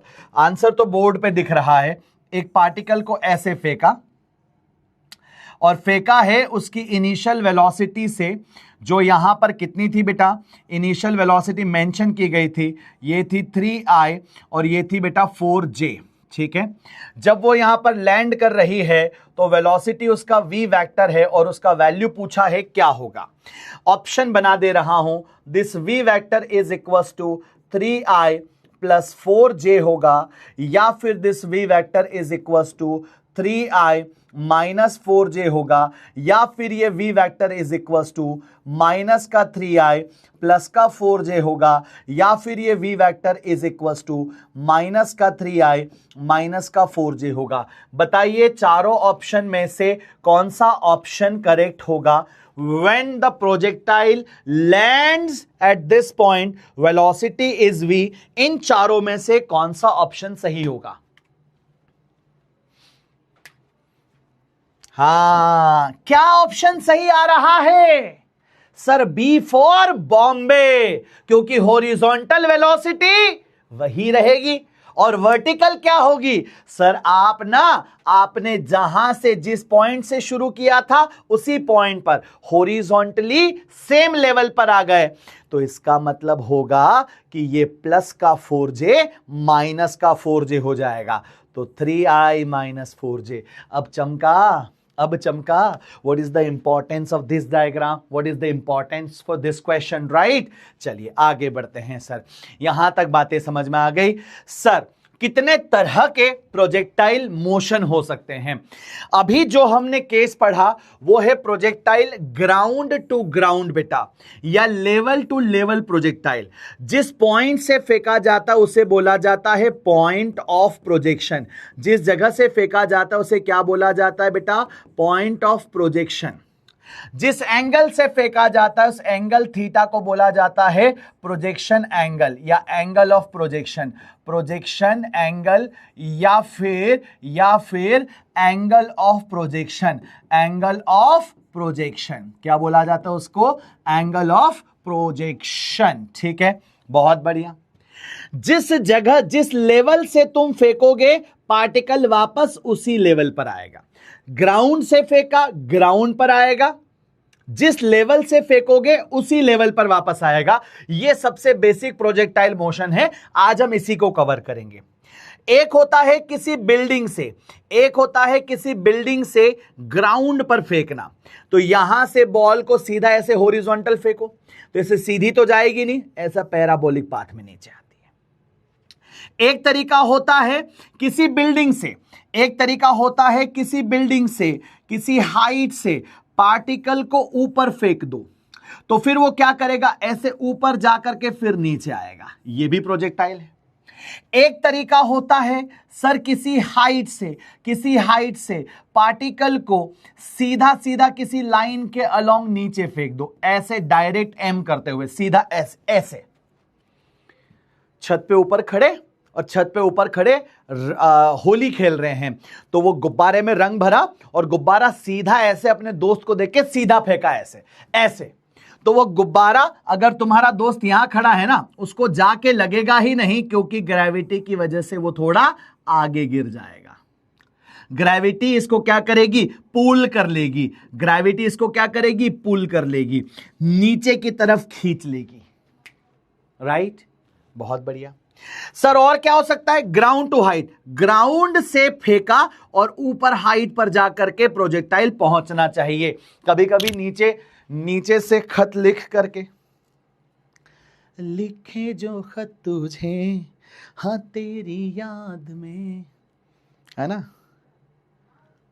खत लिख करके चिट्ठी को मोड़ करके, चिट्ठी आई है चिट्ठी आई है, ऐसे रोड पे खड़े होकर के सीधा छत तक नापा जाता है, छत तक जाता है। इसे बोलते हैं ground to height projectile motion. Questions करेंगे इसके, तब बात करेंगे, ठीक है। चलिए, बहुत बढ़िया। फिर क्या होता है सर, एक और टाइप होता है यहां पर, फोर्थ टाइप, जिसे बोलते हैं incline projectile on an incline plane, ठीक है। तो ये भी आप सब लोग लिख लेंगे, प्रोजेक्टाइल ऑन एन इंक्लाइंड। बेटा कहां पर होगा, प्रोजेक्टाइल ऑन एन इंक्लाइन। जैसे यहां पर ऐसा इंक्लाइंड अगर बना हुआ हो, तो यहां से पार्टिकल को ऐसे फेंका, ये जा करके ऐसे गिरेगा। इंक्लाइंड प्लेन के ऊपर, जैसे पहाड़ पर पहाड़ की चोटी, मतलब नीचे, पहाड़ के नीचे बैठ करके पहाड़ पर कोई पत्थर फेंकना, ठीक है, वैसा हो गया। यहां पर अगर आप देखोगे, इसमें दो तरह की वैरायटी होती है। एक आपने फेंका, नीचे से फेंका, पार्टिकल ऊपर जा रहा है। एक तरीका होता है इसमें, पार्टिकल को ऊपर से फेंको और वो ऐसे नीचे आ जाए। इसे भी हम क्या बोलते हैं बेटा, प्रोजेक्टाइल ऑन एन इंक्लाइंड। इसे भी बोलते हैं projectile on an inclined. NEET के लिए बहुत ज्यादा जरूरी नहीं है, ऐसा हम 2025 के पहले बोलते थे, ऐसा हम 2025 के पहले बोलते थे, लेकिन अब हम नहीं कह सकते। अब जैसे सवाल मैंने आपको कल करवाए और जैसे सवाल मैं आपको अब करवाऊंगा इस चैप्टर में, ये सब पूछे जा सकते हैं। सभी चैंपियन से एक बात है, अभी तक जितना बेसिक पढ़ाया है, सबको सारी बातें क्लियर है? बोलो यस और नो एवरीवन। सबको क्लियर है? सबको क्लियर है? हाँ सर, ये इंक्लाइन प्लेन पर, अरे देखो ये इंक्लाइन प्लेन पर ऐसे, ये रहा, ये बेट है आपका, ये क्लिकर है आपका। यहां से क्लिकर को, एक तरीका है क्लिकर को यहां से फेंको और क्लिकर यहां आ जाए, ये लेवल टू लेवल प्रोजेक्टाइल हुआ। यहां से फेंका, टक से यहां आ जाए, ये ऐसे यहां से थ्रो करोगे, ऐसे यहां आ जाए, ये कैसा हो जाएगा, ये हो जाएगा आपका लेवल टू लेवल। एक हो जाएगा यहां से फेंको ऐसे और ये ऐसे आएगा ऊपर, यहां से फेंका इंक्लाइन से और ऐसे आ जाएगा, राइट। और एक तरीका यहां से फेंको और ऐसे नीचे आएगा, ये हो जाएगा कौन सा आपका, इंक्लाइंड प्लेन पर प्रोजेक्टाइल। क्लियर है? क्लियर है। तो हमें क्या करना है, हमें यहां पर टोटल 4 तरह के प्रोजेक्टाइल मोशंस पढ़ने हैं। हम इनकी थ्योरी बहुत ज्यादा कवर ना करके बेसिक कॉन्सेप्ट को सीखने के बाद सबके ऊपर न्यूमेरिकल प्रैक्टिस करेंगे, ठीक है। क्लियर है? डन है दोस्तों? बहुत बढ़िया। स्लाइड नहीं कराना, उड़ा के फेंकना है। स्लाइड नहीं कराना है, क्या करना है, उड़ा के फेंकना है। कह रहे उड़ा के फेंको, कह रहा उड़ा के फेंको।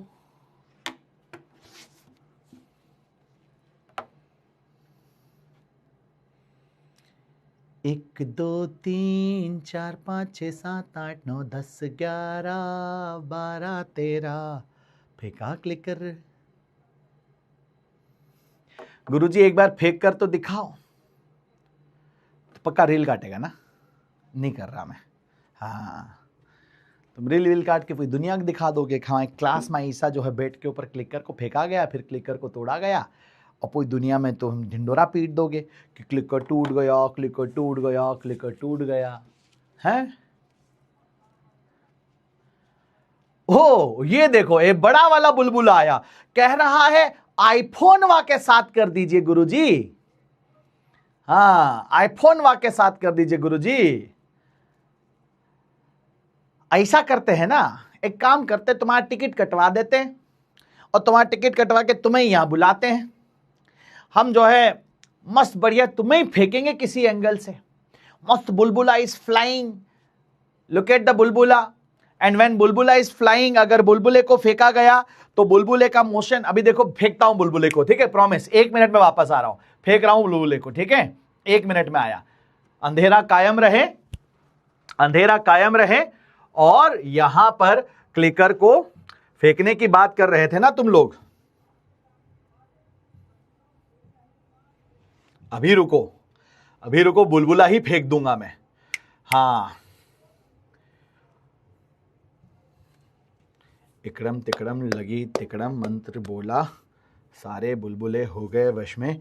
एक बुलबुले को बुलाया जल्दी से कैमरे से बाहर और उसे फेंका जाएगा।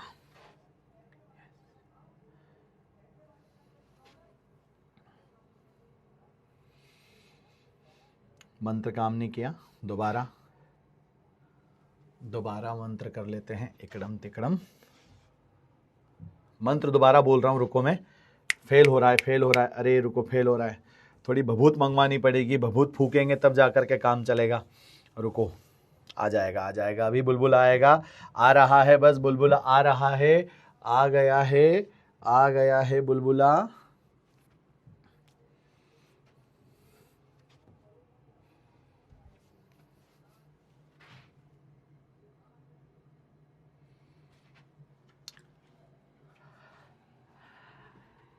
हाँ, ओम फट स्वाहा, ये लो। ये यहां पर एंगल एडजस्टमेंट कर सकते हैं हॉरिजॉन्टल से 25 degree, 35 degree, 45 degree angle adjustment हो रहा है, बोलो यस और नो। और यहां से जब जैसे जैसे शॉट पर क्लिक करेंगे, ये उड़ा बुलबुला टक से गिर जाएगा, राइट।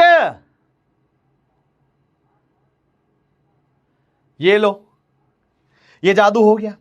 सर ये हाइट ऊपर कर दी जाए, कर सकते हैं अपन। ये ऊपर वाली हाइट वाला एग्जांपल बता दिया, देखो ये ऊपर वाली हाइट का बुलबुला, ये फेंका, ये जाके गिरेगा, राइट।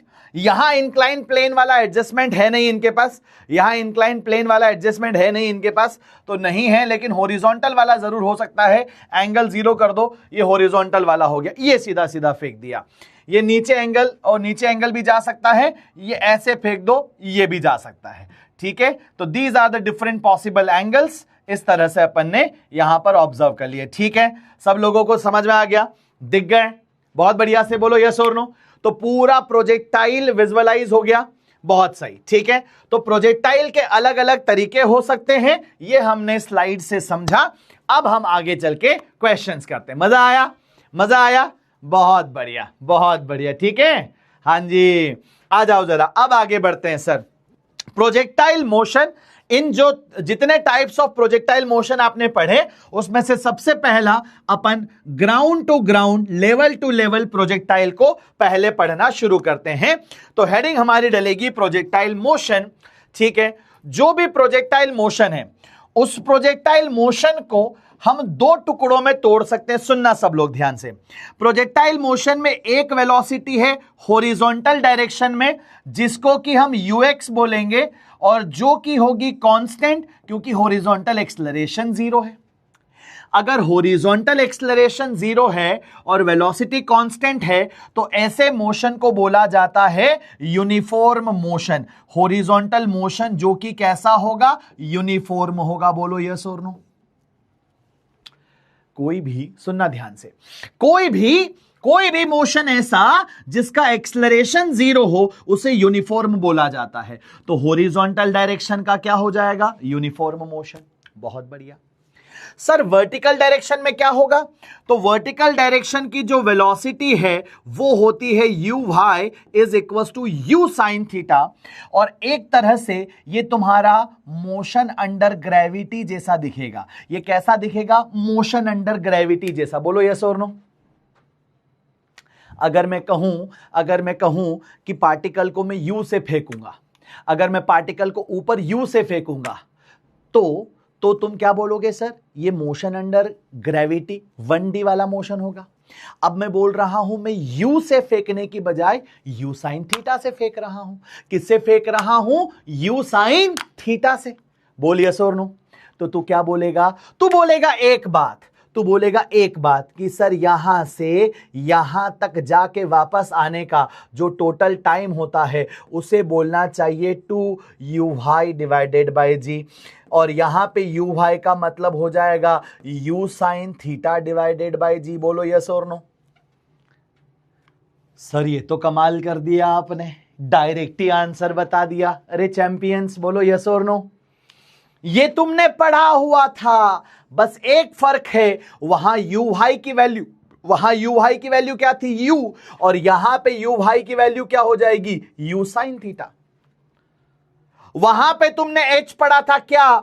u का स्क्वायर, मतलब कि u का स्क्वायर डिवाइडेड बाय 2g। तो यहां पर क्या हो जाएगा? u साइन थीटा का whole square divided by 2g, जिससे आंसर निकल कर आएगा मेरे दोस्त u square sine square theta divided by 2g। बोल हाँ कि ना?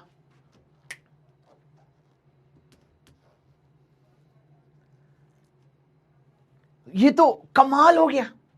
अब एक बात बताओ, अगर मैं किसी क्लिकर को यहां से फेंकूंगा, या क्लिकर को छोड़ और चल यहां पे इसके साथ, और इसको करते हैं पूरी तरह से इरेज, नीचे लाते हैं, एंगल सेट करते हैं और फेंकते हैं, तो तू एक बात देखेगा, जितनी देर तक ये ऊपर जाके नीचे गिरेगा उतनी देर में ये आगे भी आएगा। जितनी देर तक ये ऊपर जाकर नीचे गिरेगा उतनी देर में ये कुछ आगे भी आएगा। बोलो यस और नो। सर क्या फर्क है इस प्रोजेक्टाइल मोशन में और वर्टिकल प्रोजेक्टाइल मोशन में? बेटा वर्टिकल में ना पार्टिकल ऊपर जाता है और उसी जगह पे वापस गिर जाता है, डिस्टेंस बिल्कुल आगे पीछे नहीं होती। पार्टिकल जहां से फेंका जाता है वहीं आ जाता है। इस बुलबुले को जहां से फेंकेगा ऊपर जाएगा और वहीं आके खड़ा हो जाएगा, जहां से फेंकेगा वहीं आकर वापस खड़ा हो जाएगा। लेकिन अगर एंगल चेंज करेगा, हॉरिजॉन्टल से किसी एंगल पे फेंकेगा, तो वो ऊपर जाकर के नीचे भी आएगा और आगे भी जाएगा। ये जितना आगे जाता है इसको हॉरिजॉन्टल डिस्टेंस बोलते। क्या बोलते हैं इसको? Horizontal distance. टाइम सेम है, ऊपर गया और नीचे आया, जितनी देर में ऊपर जाके नीचे आ रहा है उतनी देर में आगे जा रहा है। बोलिए सर नो। सर उसे आगे कौन ले जा रहा है? वो कमबख्त u cos थीटा। आगे कौन ले जा रहा है? u cos theta. जैसे अगर मैंने क्लिकर को ऊपर फेंका, ये ऊपर ही जाना चाहिए था, लेकिन अगर रास्ते में इसे मुक्का मार दे तो ये क्या करेगा? मुक्के ने एक वेलोसिटी दे दी, मुक्के ने एक फोर्स दे दिया, मुक्के ने एक मोमेंटम दे दिया। जैसे मुक्का मारा, अब वो क्लिकर जहां गिरना चाहिए था वहां नहीं गिरेगा, वहां से आगे गिरेगा। क्लियर है? बोलिए यस और नो। ठीक है। आदित्य भाई भी बोल रहे कि सर एक और क्लिकर ले लो। यार एक्चुअल में ना मेरा जो टेबल है ना वहां पे फुटबॉल पड़ा है ना। भैया कोई दिखे तो बोल के प्लीज, है ना। बोलो हाँ कि ना? समझ में आ रहा है? बढ़िया एकदम। हाँ जी, RIP क्लिकर। आज क्लिकर तोड़ो क्लास हो गई, क्लिकर तोड़ो क्लास। डन? मजा आया? सबको समझ में आ गया? Justice for clicker. और एक बात बताया, मैंने क्लिकर को ऊपर उठा करके जब उसे मुक्का मारा तो मेरी उंगलियों पे नहीं लगी होगी क्या? तो मेरी उंगलियों के लिए जस्टिस कौन मांगेगा? मेरे हाथ के लिए जस्टिस कौन बोलेगा? बड़े बदमाश हो यार तुम लोग। आओ, नहीं दिखा रहे अब तुम्हें जादू। तो क्या हो रहा है? जितनी देर तक पार्टिकल ऊपर जाकर नीचे आएगा उतनी देर तक वो आगे भी बढ़ेगा, और आगे कौन बढ़ाएगा उसे? u cos theta. इसलिए जो हॉरिजॉन्टल रेंज है वो हो जाएगी ux इंटू में टाइम t। बेटा ux तो ux होगा, टाइम t की जगह क्या हो जाएगा? 2u divided by g। तो यहां से एक फॉर्मूला हो जाएगा 2ux u divided by g। Sir इसे थोड़ा और सॉल्व कर लेते हैं, बिल्कुल करते हैं सॉल्व। आइए जरा इसे सॉल्व करते हैं। सर वैल्यू लिखते हैं, जल्दी आओ इधर। सर ये r लिखा, 2 लिखा, ux की जगह u cos थीटा लिखा, यहां u sin थीटा लिखा और बटे में लिखा g। बटे में क्या लिखा? g। बोलो यस और नो। बटे में लिखा g। तो भाई मेरे ये u इंटू यू क्या हो जाएगा? u स्क्वायर बटे क्या हो जाएगा? g। ये 2, ये साइन थीटा और ये कॉस थीटा, ये सब मिलकर के हो जाएंगे साइन 2 थीटा। अब ये ना, अब ये आइडेंटिटी पढ़ाई थी, अब ये आइडेंटिटी पढ़ाई थी कहां पे? कहां पे पढ़ाई थी? ये आइडेंटिटी ट्रिग्नोमेट्री में पढ़ाई थी। सर कौन सी आइडेंटिटी थी? आइडेंटिटी थी 2 sine theta cos theta is equals to sine 2 theta, is equals to sine 2 theta. याद होगा? बोलो यस और नो। क्लियर है? क्लियर है? तो क्या होगा अगर मैं किसी चीज को 90 डिग्री ऊपर फेंकूंगा, ऐसे 90 डिग्री ऊपर, ऐसे 90 डिग्री ऊपर, ऐसे, तो वो केवल ऊपर ऊपर जाएगा और इसकी हॉरिजॉन्टल डिस्टेंस 0। जहां फेंका वहीं वापस आएगा, टक से जहां फेंका वहीं वापस आ रहा है, जहां फेंका वहीं वापस आ रहा है। लेकिन मेरे दोस्त अगर इसे मैं किसी हॉरिजॉन्टल वेलोसिटी से फेंकूंगा, किसी हॉरिजॉन्टल वेलोसिटी से फेंकूंगा तो ये वहीं वापस नहीं गिरेगा। I have to run in the direction of motion to catch the football again। जैसे बताता हूं, ठीक है?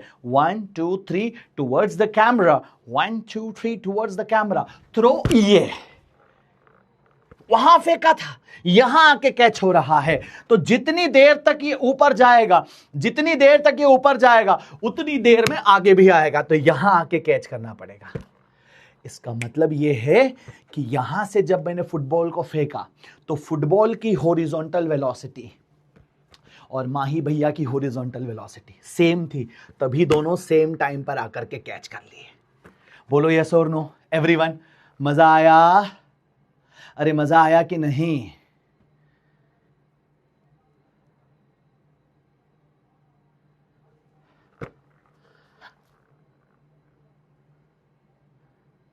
ठीक, क्लियर है? कितने प्रिसीजन के साथ किया गया भाई।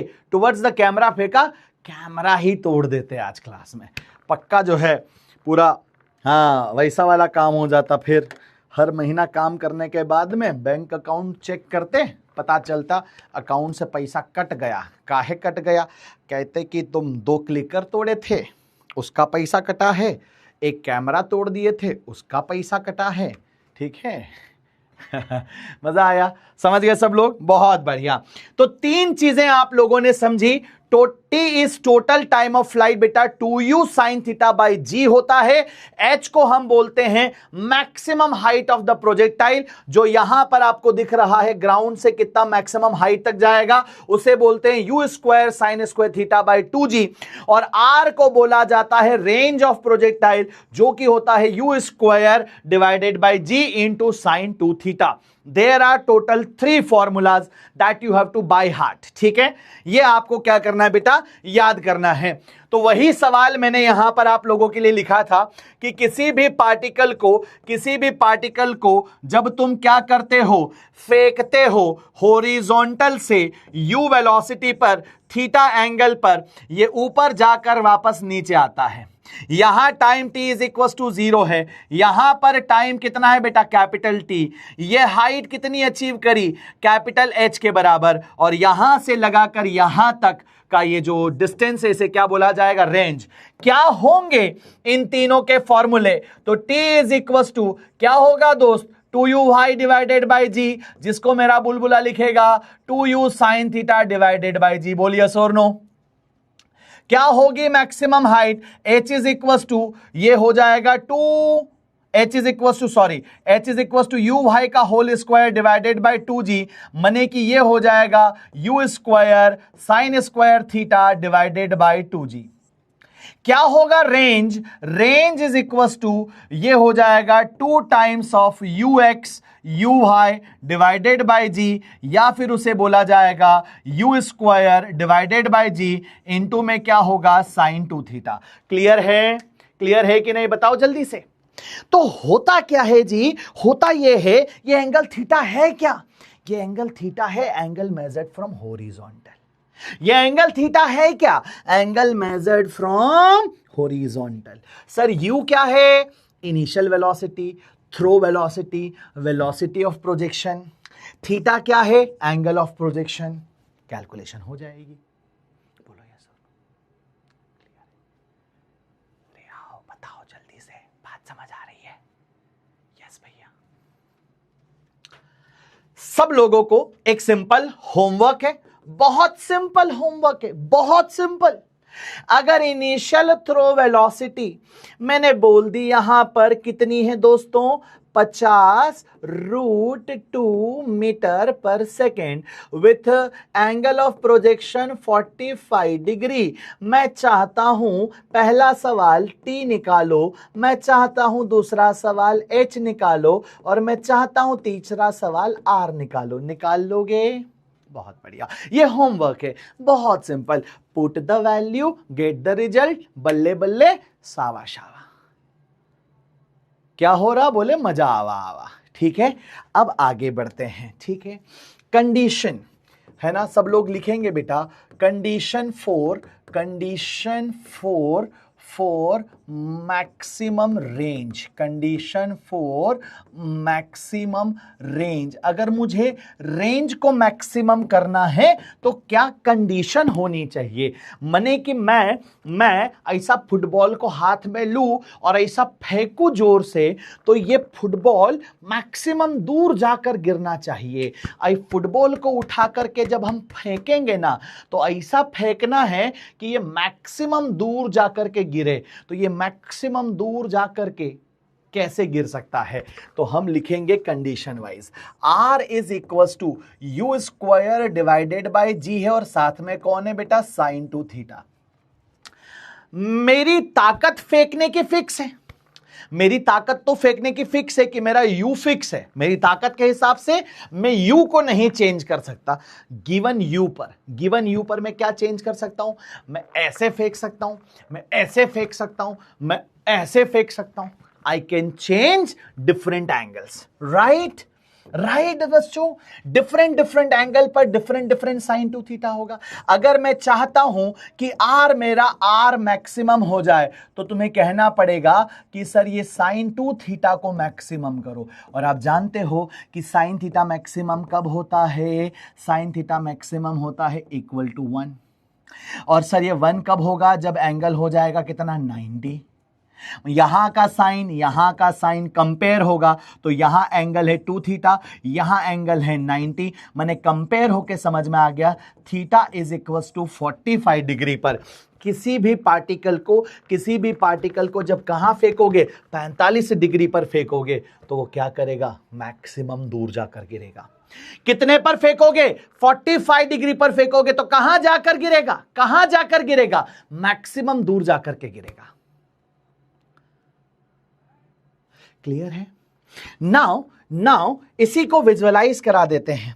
ये 60 डिग्री पर फेंका है बुलबुला, ये देखो यहां पे फेंका 30 डिग्री पर बुलबुला, टक से जाके टकरा गया, और 30 और 60 वाला दोनों सेम जगह गया, ये भी एक बढ़िया बात है। 70 डिग्री पर फेंका, ओहो भैया पास में गिर गए। यहां लेकिन अगर 45 डिग्री पर फेंकेंगे भैया तो ये बुलबुला सबों से दूर जाकर के खड़ा होगा, एकदम होशियारी में। देखो ये सबसे दूर आकर के खड़ा हुआ, ये 45 डिग्री वाला बुलबुला है, ये 45 डिग्री वाला बुलबुला है जो सबसे दूर आएगा, और बाकी एंगल वाले बुलबुले उतने दूर नहीं जा रहे हैं। बोलो यस और नो, क्लियर है? हाँ, हमें चोट लगेगी मत फेंकना, अरे हमें चोट लगेगी मत फेंक। कैसी बात कर रहे हो यार तुम, चोट वोट पे आ जाते हो सीधा। ठीक है, चलो बढ़े आगे, यहां तक सबको बात समझ में आई। लेकिन अब बात यह है कि भैया हम ये सोच रहे थे कि ये एंगल हमेशा हॉरिजॉन्टल से दिया जाए, क्या ये जरूरी है? ये एंगल हमेशा हॉरिजॉन्टल से दिया जाए? क्या ये जरूरी है? ये भी तो हो सकता है कि ये एंगल हॉरिजॉन्टल से ना दे करके वर्टिकल से दे दिया जाए। देखो, in the above problem if angle is measured from vertical instead of horizontal, मतलब कि भाई मेरे होना क्या है कहानी में? कहानी में ट्विस्ट ये आ गया, कहानी में ट्विस्ट ये आ गया कि पार्टिकल को फेंका स्पीड u से, एंगल यहां से देने की बजाय वर्टिकल से थीटा दे दिया। अरे सर, ये तो चेंज कर दिया, हमारे साथ बेईमानी कर दी ये तो सवाल ने। अरे कोई बेईमानी नहीं करी। तो एक बात बता, मुझे एक बात बता, अगर ये एंगल थीटा है तो क्या मैं इस वाले एंगल को अल्फा बोल सकता हूं? बोल जल्दी से। अगर ये थीटा है तो इसको अल्फा बोल सकता हूं। मैंने मान लिया, और जब मैंने माना तो मुझे यह भी समझ में आ गया कि सर यहां से थीटा प्लस अल्फा दोनों मिलकर 90 हो रहे हैं। जब दो एंगल का सम टोटल 90 होता है ना, तो ऐसे एंगल्स को एक स्पेशल एंगल का नाम दिया जाता है, और इन एंगल्स का नाम है कॉम्प्लीमेंट्री एंगल्स। क्या नाम है इनका? Complementary angles. क्या नाम है इनका? Complementary angles. कौन से एंगल्स? Complementary angles. और अगर कॉम्प्लीमेंट्री एंगल से, तो यहां से समझ आ रहा है alpha is equal to 90 minus theta. इसे याद रखना बुलबुले। तो आप क्या बोल रहे हो? आप ये बोल रहे हो कि भैया मैं यहां पे टाइम ऑफ फ्लाइट को टी डैश बोलूंगा। क्या बोलूंगा? T dash. एक टी तो ऑलरेडी है ना, एक टी तो ऑलरेडी है। जब हॉरिजॉन्टल से एंगल लूंगा तो टी, जब हॉरिजॉन्टल से एंगल लूंगा तो टी, जब वर्टिकल से एंगल लूंगा तो टी डैश, वर्टिकल से एंगल लूंगा तो टी डैश। लेकिन भैया मुझे तो फॉर्मूला लिखना आता है। मेरा फॉर्मूला ये जो 2u, और अगर मैंने यहां पे साइन लिखा, ये तब वैलिड है, ये तब वैलिड है जब एंगल हॉरिजॉन्टल वाला लूं। और हॉरिजॉन्टल वाला एंगल कौन है यहां पर? हॉरिजॉन्टल वाला एंगल अल्फा है यहां पर। हॉरिजॉन्टल वाला एंगल कौन है यहां पर? अल्फा। बोले हाँ भैया आप ऐसा लिख सकते हो।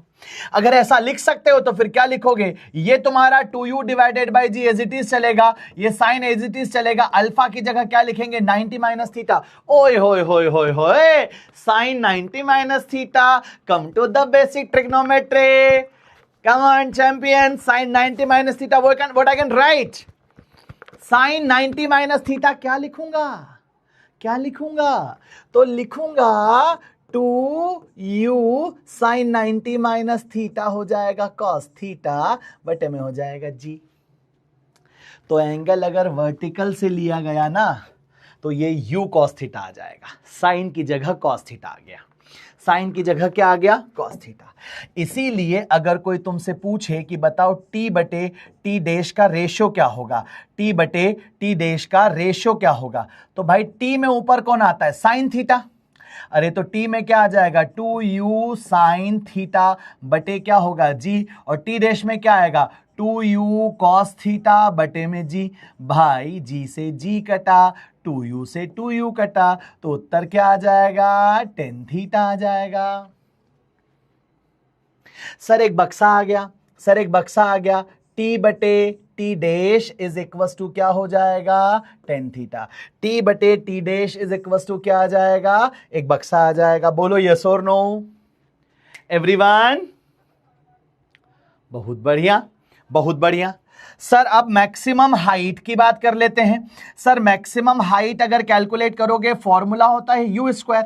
यहां पे अगर आप लिखना चाहते हो साइन स्क्वायर, तो यहां एंगल लेना पड़ेगा हॉरिजॉन्टल वाला, वो होगा अल्फा डिवाइडेड बाय जी। लेकिन हम आगे चल के क्या लिखेंगे? सर ये sine square as it is रहेगा, अल्फा की जगह 90 माइनस थीटा बटे में आएगा जी। और साइन 90 माइनस थीटा क्या हो जाएगा? Cos theta. तो ये वैल्यू क्या हो जाएगी? U square cos square theta divided by G. बोलो यस और नो।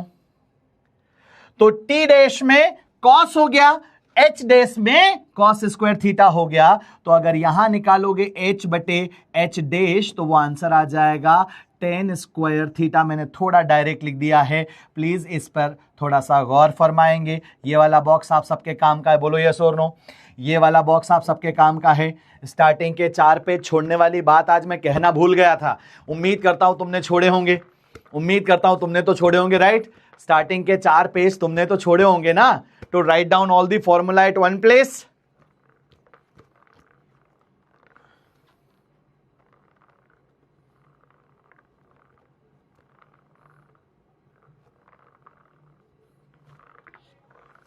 क्लियर है? अच्छा, डिवाइडेड बाय 2g, 2 भूल गया, 2 भूल गया, 2 भूल गया, 2g डिवाइडेड बाय 2g। अब एक चीज बची, वो है r। वो कौन है बेटा? r। r को क्या लिखोगे? r dash. क्या होता है sir r dash? u square divided by g। यहां पे क्या लिखते हो? साइन। यहां होता है 2 और एंगल लिखना पड़ेगा हॉरिजॉन्टल वाला, हॉरिजॉन्टल वाला एंगल है अल्फा। सर यहां पर लिखेंगे u square divided by g, ये हो जाएगा sir sine 2 as it is. Alpha की जगह क्या हो जाएगा? 90 माइनस थीटा। ये 2 का अंदर इंटू करूंगा तो ये वैल्यू क्या आ जाएगी? u square divided by g and this will become sign. जब ये 2 अंदर गया तो 90 का हो जाएगा 180 और माइनस हो जाएगा 2 theta. Sir sine 180 minus 2 theta, ये एक तो सेकेंड क्वाड्रेंट में है, एक तो सेकेंड क्वाड्रेंट में है और ऊपर से क्या है? 180 है, तो आंसर इसका क्या रहेगा? सेम रहेगा साइन 2 थीटा। क्या रहेगा? सेम रहेगा साइन 2 थीटा। बहुत बड़ी इंफॉर्मेशन है ये। मतलब हमें क्या समझ में आया? Range r is equal to r dash, range r is equal to r dash.